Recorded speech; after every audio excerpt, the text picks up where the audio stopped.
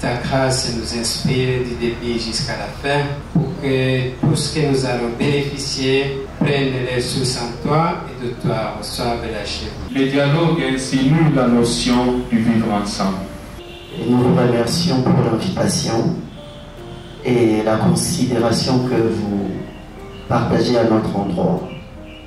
Mon objectif aujourd'hui, quand le Père Cassien nous avait contacté, c'est d'amener mon auditoire à découvrir un peu l'islam, un tout petit peu, et voir dans la mesure du possible quelles sont les valeurs que le musulman partage et que subjonctivement nous pouvons aussi trouver ces valeurs-là dans le christianisme. Alors, premièrement, je vais commencer ici par expliquer que l'islam est une religion monothéiste, fondée sur un credo que nous appelons les tawhid. Les tawhid, en français, l'unicité des dieux. C'est incommensurable et indiscutable. Alors, en islam, Dieu a un nom propre, Allah, qui signifie l'unique, le seul digne d'être adoré. Ça, c'est la première caractéristique. D'abord, notre conception de Dieu. La deuxième chose qu'on doit comprendre en islam, la Trinité n'existe pas. L'islam met un accent très particulier sur l'adoration. Nous avons les actes d'adoration, c'est-à-dire l'adoration traditionnelle. Et nous avons l'adoration des consécrations, comme un peu les naziréas dans le christianisme. Alors, les actes d'adoration sont les actes obligatoires donnés et imposés par Dieu, exprimés et confirmés dans les Corans. Tu n'es pas musulman quand tu n'accomplis pas ces actes. Ces actes-là sont fondamentalement d'abord la prière, la soila, la prière. Nous avons 5 prières journalières. La soila, c'est la tradition, pas la tradition du prophète, la tradition des prophètes. Ces personnes-là avaient un certain comportement. Ils s'habillaient comment? Ces gens-là mangeaient comment? Comment est-ce qu'ils réglèrent les problèmes devant tel cas? Et comment est-ce que ces gens-là ont réagi?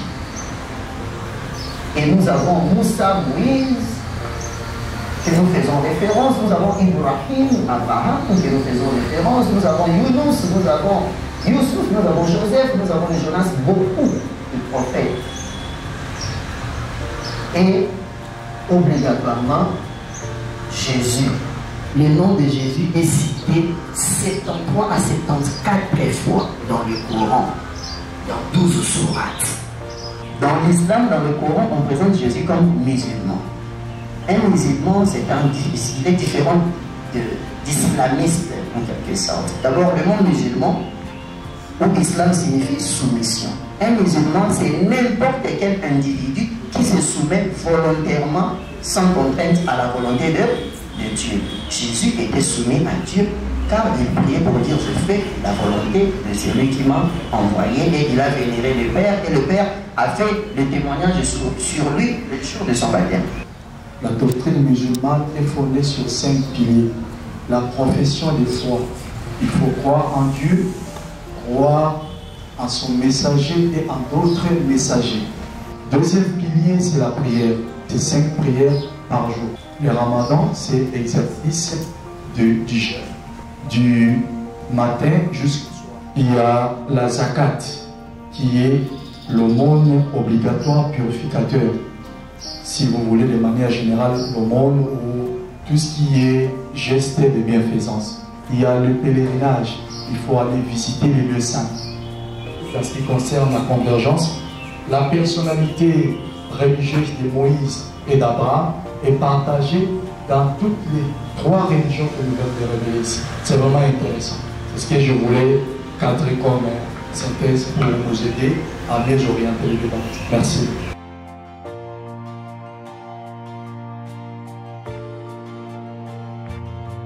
Mais vous niez cette trinité-là. Donc nous sommes monothéistes, Mais quand vous niez la Trinité, c'est un peu contradictoire entre vous. Parlez de pape catholique des années, il y a des siècles. Et vous avez étudié tout ça. Mais tout ça ne vous a pas convaincu pour revenir. L'imam, les imams. Qui est imam? Si quelqu'un a déchiré le Coran, nous le savons bien, les musulmans le tuent. Mais pourquoi ça? L'endoctrinement de la jeunesse. L'endoctrinement, je pense que c'est plus par rapport aux conditions difficiles, par rapport à une croyance où on dit, quand vous faites du mal, vous désirez tout droit au ciel sans transition. Veuillez nous expliquer pour mieux comprendre comment ça se passe pour devenir musulman. Merci. Elle ne peut pas dire à la maison, à toute la maison, non, voilà, désormais, ici ne préparez pas la viande parce que moi je ne la mange pas. Donc, ce qui n'est pas propre à vous peut être, n'est-ce pas, propre aux autres. Vous avez souligné l'importance de la polygamie. Vous choisissez quoi entre les deux? Parce que Jésus, en tant qu'Issa, en tant que Messie, vous confessez tout ça, mais vous n'avez pas adopté cette option-là. Et je ne vois pas dans la religion musulmane où vous avez réservé cette place-là comme imitation de Jésus. Ceux qui ont pris part à cette conférence, au sortir d'ici, nous tous nous aurons une approche différente par rapport à celle que nous avions.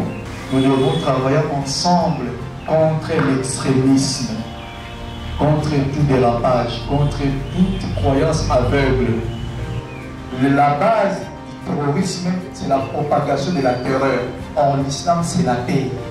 Les compliments vont d'abord à nos conférenciers et à nous tous qui sommes là, que chacun raffermisse sa foi et je dirais raffermisse la connaissance. La connaissance est une connaissance qui part des Écritures, comme nos deux conférenciers nous l'ont prouvé. Merci à nous tous et que Dieu nous bénisse. Au nom de Dieu, le tout clément et très miséricordieux, maître du jour de la rétribution, c'est toi seul que nous adorons et c'est à toi seul que nous implorons secours. Guide-nous sur le droit chemin, le chemin des personnes à qui tu as comblé de tes grâces, et non de ceux qui ont provoqué ta colère. Vous êtes au-delà de toutes les descriptions que nous faisons allusion à votre endroit. Tous les beaux noms et toutes les belles attributions vous appartiennent. Nous avons ainsi prié.